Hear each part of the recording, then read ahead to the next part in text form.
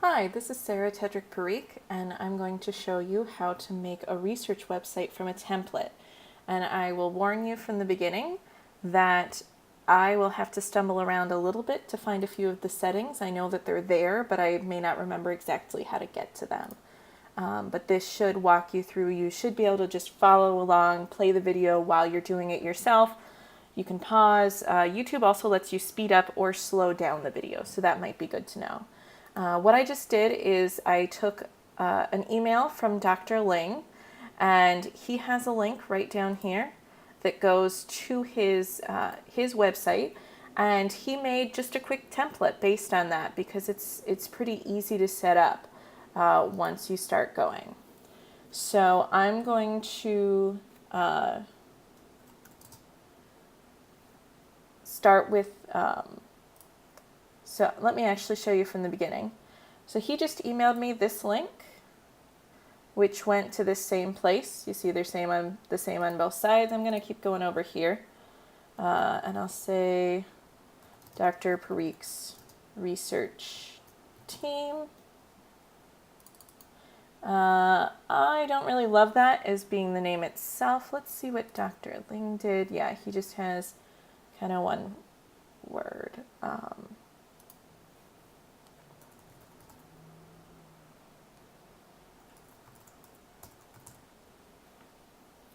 And I don't really think that anyone's going to type this in. So you have a few options. You can select a theme depending on what looks like it fits you and how you want people to see it. I'll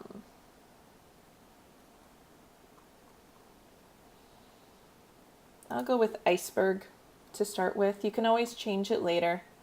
And let me see what the more options are. Site categories and site description. I think I'm going to skip that for now. So I will say, so I'm choosing that I want to use the research site template instead of a blank template. And as far as I know, there's no rules that you need to use this. You could follow many of the same settings or many of the same things I'm doing to set it up from a different template or from a blank template. But why invent the wheel? Because all these pages are set up and you can really customize it however you want to. And Dr. Ling has kind of blanked out and just sort of given basic overviews. It has the Caldwell University logo at the top, which is nice. I put together the text that I would like to put in. Let's see. So you can see here I'm clicking, it's not doing anything, and I look up top and I see that there's an edit page function. And so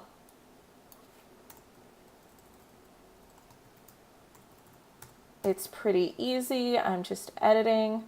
Now I took this from Word. It has formatting over here, so I'm going to see what it does when I put it in here. Okay, so it looks like it mostly took the formatting from this web page, which is good. That's what I wanted it to do. Now, if I wanted to, I can highlight this and I can, put different things.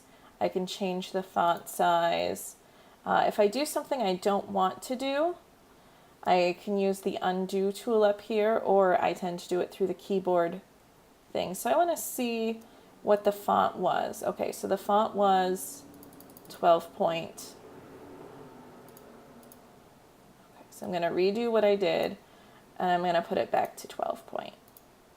Oh, why did it do that? There we go. So you can see it's very easy to edit this. And as with most Google things, it automatically saves it as you go, but if you're not sure, you can always hit the save button, and you just kind of keep going through and adding in your information. Presentations, I'll show you what Dr. Ling's looks like. You can always add a photo. Let's see.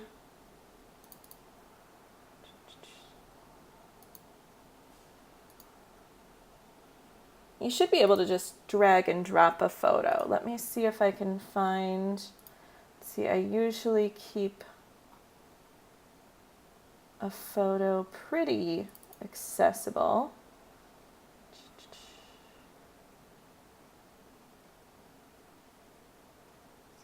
This one is probably going to be a little small, but it'll at least let you see. Stay. That's not so good. Why did it think I wanted to leave?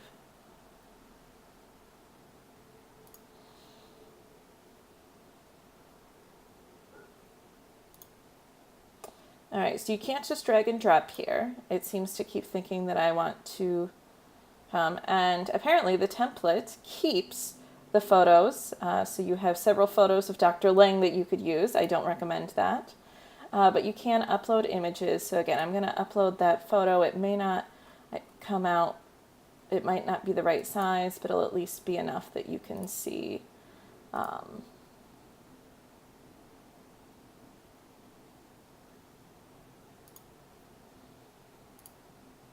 Oh, that came out quite large actually. So now it's a little bigger than I want it to be.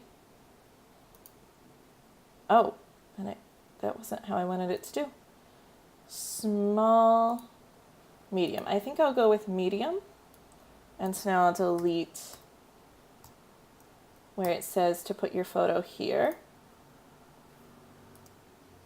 And then, let's see, and we'll see. Again, I like to just see how other people do it. I don't necessarily do everything the same way that others do. Let's see. Yeah.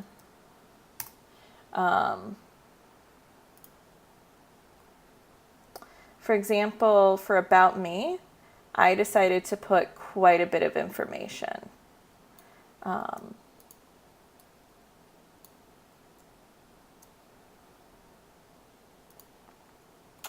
I don't like the way that formatting came out, so I'm going to very quickly remove the formatting. In Mac, you do it through a program called Text Edit. But you have to take off the formatting, Control-Shift-T. In Word, if you want to take all the formatting, the font, and things like that out of something, you can use Notepad. If it's a short thing, I often will just paste it in like a web browser to take out the formatting. But this is pretty long. I don't think it would work that way. Usually when there's returns in it, it works a little differently. You don't have to write it outside of here. In fact, this is creating more work for myself because now I have to go through and remove the weird formatting.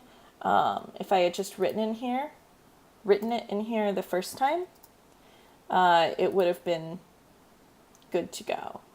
Over time, I may decide to delete all the rest of this stuff.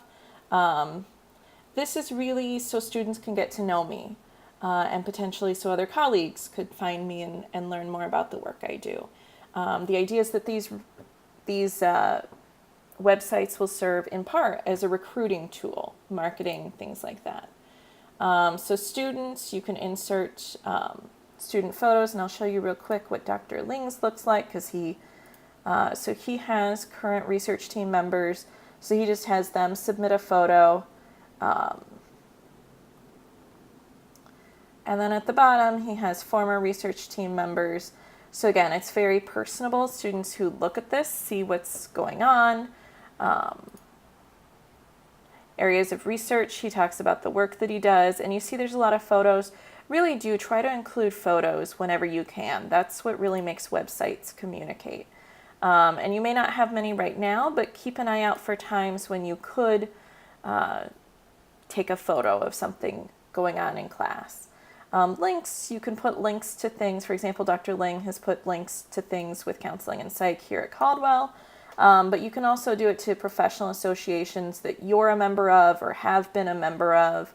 And then finally, there's contact information. He just has his basic information. And then there's also here a drop down for get involved. And this is where he describes what he's really looking for. Part of it is, what does his research team do? And that's going to vary depending on what sorts of research or scholarly work you're doing. He describes sort of what he's looking for, and it's phrased not as requirements, but more like an ideal research team member. And then he very much keeps it on an invitation basis, because research is an advanced skill for undergrads. And let's see. So here the little drop down is already there, so you can fill in your information. You can hit get involved. And he included his ideal research team member. And so you would have to replace some of this information, obviously, with your own. Up here is a nice little bar, so you can search the site for, let's say, students heard me talk about a study I'm doing that relates to Nepal. And so they could look, and it would show all the web pages where I mentioned Nepal, which would be areas of research once I get that put in there.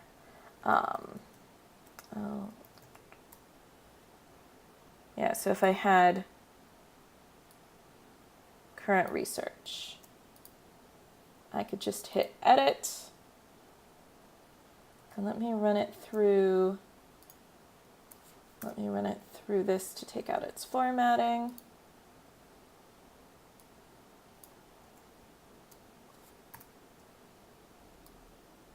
So I'm going to make that bold.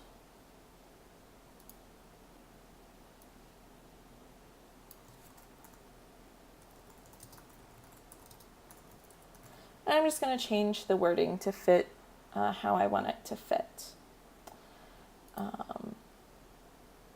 Now, one more thing I'm going to do is I'm going to create a page, because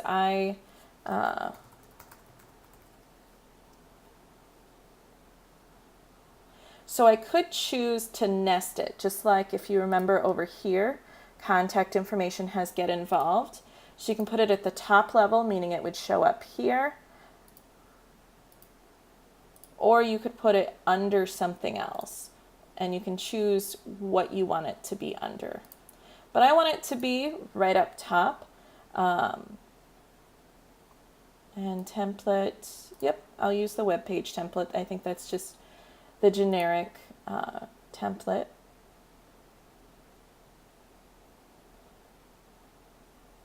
So now I've got collaborators.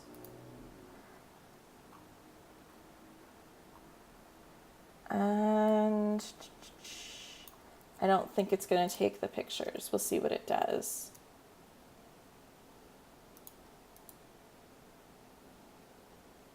So it sort of knows there's a picture there, but it doesn't, sort of doesn't. So I will leave the pictures off for now. But again, it's a good way to kind of show, it's a good way to humanize. And I have photos with each of my collaborators. It's a nice way to give them recognition. And again, it sort of promotes the idea that this is a very active and lively research team, that we are doing things. That may be too big, actually. We'll see how that looks. So I'm going to hit save.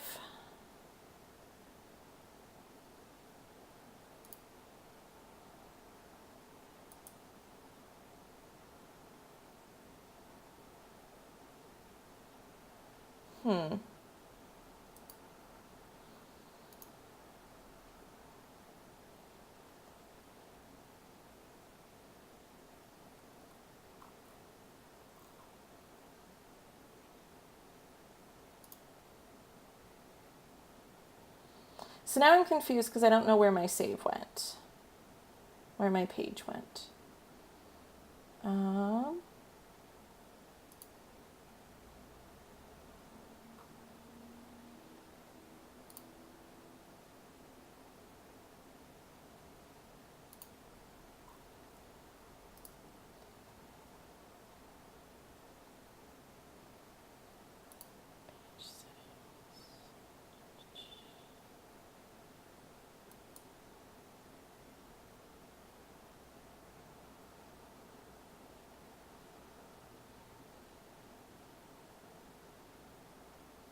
So here I just noticed there are some things. Again, this was created from another person's page. So here it says Dr. Thompson Ling. I am not Dr. Thompson Ling. So I can switch it to my name.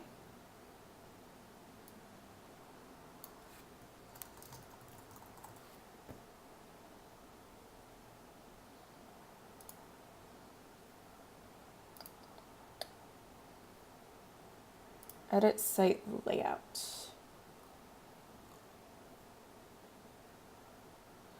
So here you can change the way things look.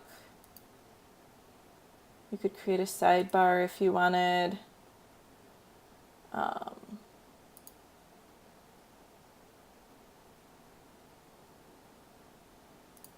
Collaborators. Why is collaborators not showing up?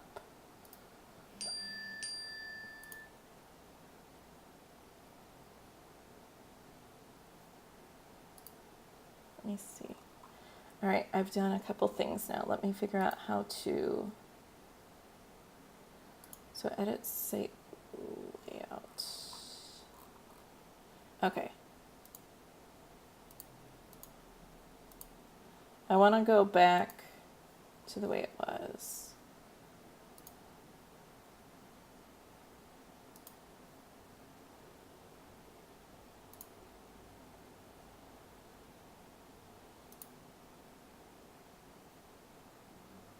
Okay. Oh, it's still not the way I wanted it. Now here's one nice thing. If you did something and you don't know how to undo it, you can go back somewhat.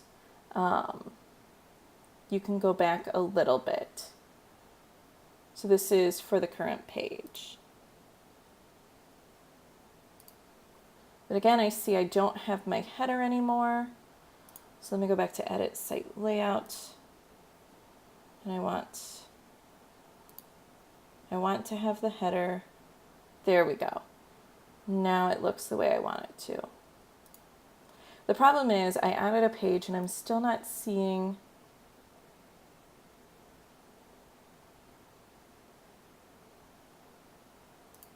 Let me try manage site.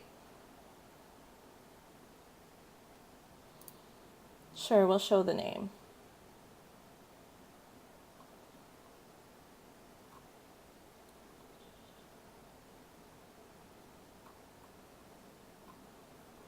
I do want the site to automatically adjust to mobile phones.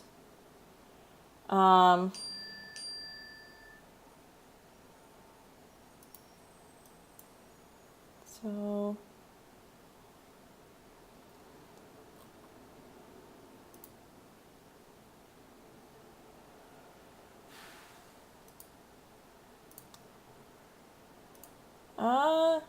users who can access site activity. Does it mean to access site activity?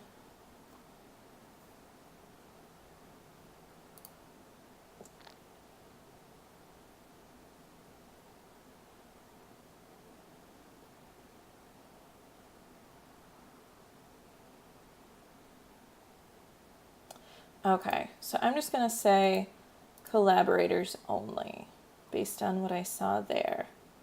Okay, so I'm going to save that. I'm going to look at pages.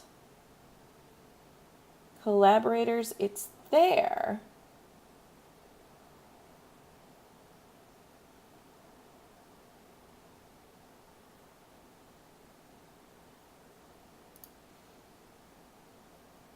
It exists. So now I'm going to go to page settings. Now I'm on the setting.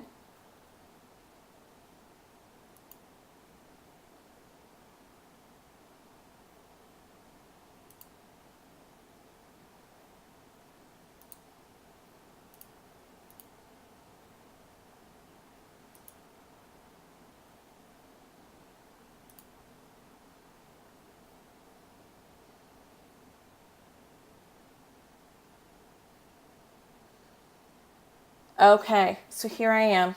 So let me show you where I So I added a page, it's not showing up. So I go to Edit Site Layout. And now I kept looking up here, but what it is if I click here, so let's see, you'll see that it says Edit Horizontal Navigation when I'm here. So if I click, now let me try adding page. So I can add the Collaborators page. And let's see, I can't just drag it, but if it's highlighted, I can use the arrows to move up. And I think I'll put it here. Yeah, I think I'll put it between students and areas of research.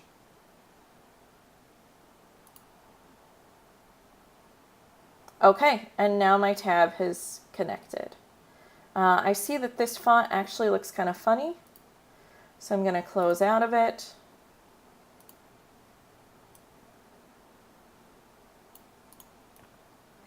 I'm going to make these 10 point and this 10 point.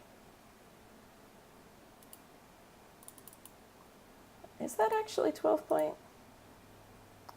I guess it is. I guess there's a giant difference between 10 point and 12 point in here. All right, save. So let me see. Manage site. Sharing and permission. This is extremely important, and I have left it for last. So let me go back and explain what you're seeing. So sharing and permissions under Manage Site, and you see here's the link, and it says who has access. Obviously I have access, that's important because I need to be able to change it. But this says Caldwell University. Anyone at Caldwell University can find and edit. Those are the pre-setting, like the settings that just come automatically loaded. Those are terrible settings for your website. For one, most people, now it's nice if you do want to keep it limited to people with a Caldwell email, but there's a couple settings. So you could do on public. So let's say that someone is doing a Google search for me, and so they search Sarah Tedrick Parikh, and this website might come up. For me, that would be a good thing because I want to have a professional looking search results for when colleagues are trying to find me, or even just if students are trying to find me. I want that. If you don't want that, you can have a little more privacy by saying anyone with the link. That means someone has to get the link from you or from someone else to do it. You could do just Caldwell University. I wouldn't let anyone access it or edit it. You could say can view or can edit. So I would stick with can view. You could also, if you just want your research team to be able to access the website, you can just share it with specific people, kind of similar to Google Drive, like Google Docs, Google Sheets. You can invite only certain people to see it. I want it to be public on the web. And they force you to make the good decision that anyone can view at that point. So I'm going to save that.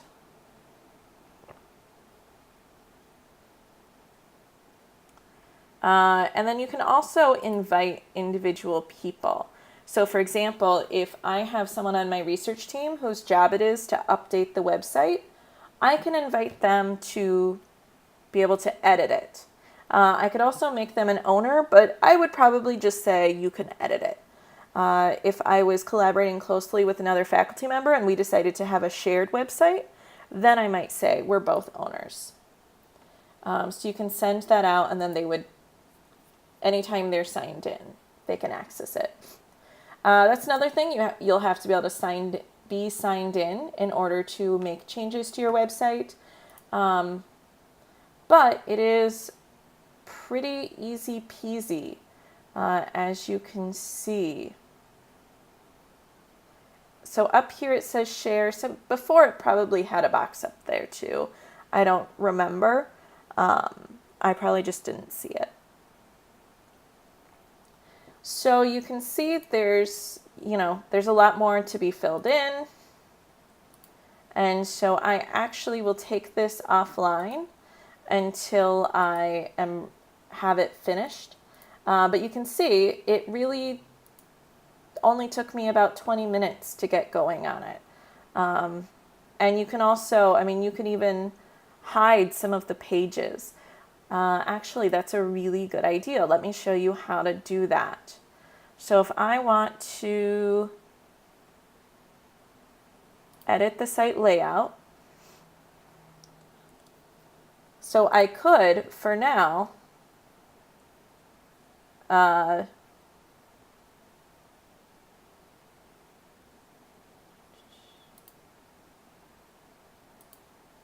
right. So what I could do is add a page that says coming soon with all the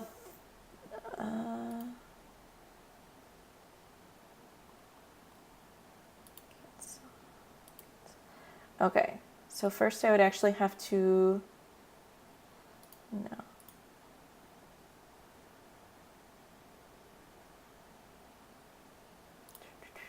Oh, there's add a page. I could name my page coming soon.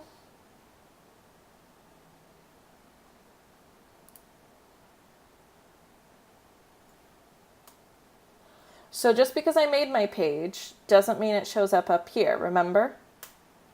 So I'm going to save it.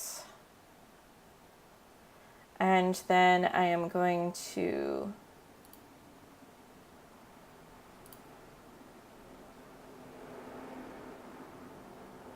so I did edit the page. So I'm going to add a page. I'm going to add coming soon. And everything that I don't have yet, I'm going to kind of stick under that.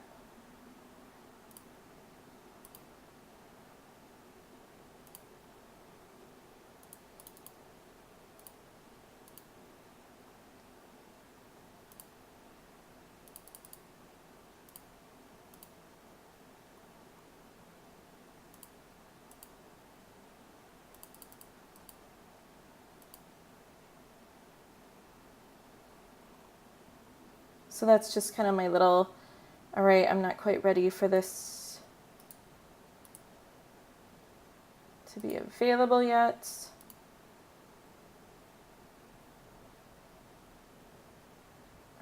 Contact, oh, I'm still, all right, so I have to close out of this. Contact information, that's easy.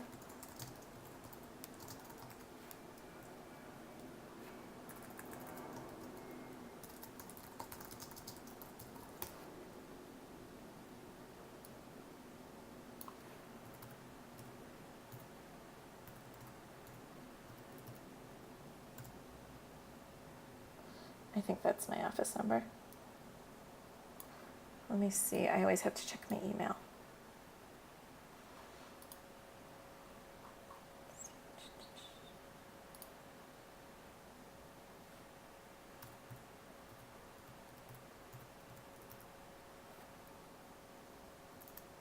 Oh, I just realized it might be wrong on my email.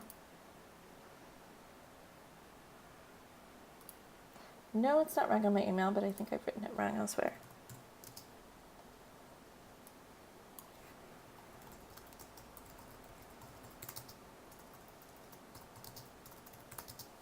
Okay.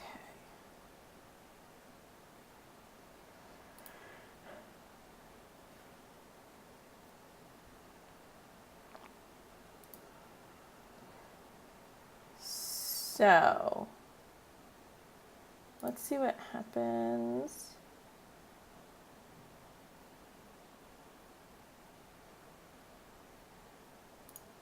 So I'm going to copy this and I'm going to sign out.